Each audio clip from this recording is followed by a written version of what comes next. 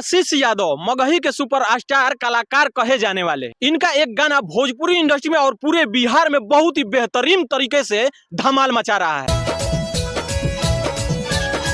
बिहार में का क्रेज होखेला, भोजपुरी में का क्रेज होखेला, आशीष यादव अपना गाना से बता दिल भैया। 2 वीक में 11 मिलियन व्यू क्रॉस कर दिया है आपका ये गाना।